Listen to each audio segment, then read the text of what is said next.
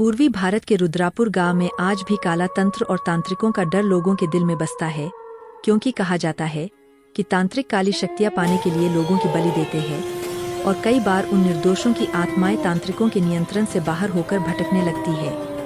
गर्मी की छुट्टियों में 16 साल की आन्या अपने माता पिता से पहाड़ों की सैर छोड़कर ननिहाल रुद्रापुर जाने की जिद करती है। अगले ही दिन वे लोग दिल्ली से रुद्रापुर पहुंचते हैं, जहां नाना नानी खुशी से उनका स्वागत करते हैं, लेकिन किसी को नहीं पता था कि इन खुशियों पर किसी की बुरी नजर पड़ चुकी है। दोपहर को बगीचे में खेलते समय आन्या एक आम के पेड़ से कुछ आम तोड़ती है और घर लौट रही होती है कि अचानक कोई उसे किडनैप कर लेता है। देर शाम एक अनजान नंबर से फोन आता है, आज रात 9 बजे शिव मंदिर के पीछे पैसे रख देना, वरना लड़की को मार दूंगा। आन्या के पिता विवेक पैसे लेकर मंदिर पहुंचते हैं और निर्देशानुसार थैला छोड़कर लौट आते हैं, लेकिन उधर किडनैपर देव पैसों का थैला लेते हुए सोचता है कि अगर उसने आन्या को छोड़ दिया तो वह पुलिस को बताकर उसे फंसा देगी, इसलिए वह उसे जंगल के एक पुराने कमरे में मार देता है और उसी जमीन में दफन कर देता है। अगले दिन भी जब आन्या घर नहीं लौटती तो पूरा परिवार सदमे में डूब जाता है। कई दिनों की तलाश के बाद भी कोई सुराग नहीं मिलता और विवेक तथा परिवार मजबूरन दिल्ली लौट जाते हैं। कुछ हफ्तों बाद गांव में सुबह सुबह नाना बाहर निकलते हैं तो देखते हैं कि उस आम के पेड़ पर आन्या की आत्मा जैसी कोई काली छाया लटकी हुई है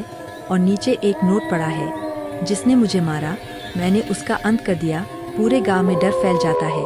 लेकिन बजाय सहानुभूति देने के गांव वाले उल्टा नाना को ही दोषी मानने लगते हैं। आहत होकर नाना भी गांव छोड़ देते हैं और इसके बाद आन्या की आत्मा गांव वालों को भी अपनी मौत का जिम्मेदार मानकर रातों में छतों पर दौड़ती भटकती आवाजें, पायल की छनछनाहट और रोने की चीखों से गांव को परेशान करने लगती है। गांव वाले मिलकर एक तांत्रिक भैरवनाथ को बुलाते हैं, जो तंत्र मंत्र से उस पुराने कमरे की दीवार पर एक मंत्रकील ठोकर आन्या की आत्मा को वहीं कैद कर देता है और चेतावनी देता है कि उस खंडहर के पास कोई न जाए। कई साल तक गांव शांत रहता है,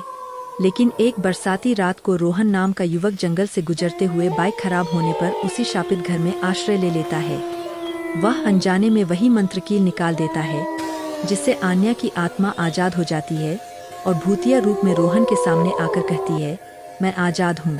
अब कोई नहीं बचेगा। रोहन किसी तरह बचकर पास के शिव मंदिर में रात गुजार लेता है, लेकिन उसकी गलती से गांव पर फिर से मौत का साया छा जाता है।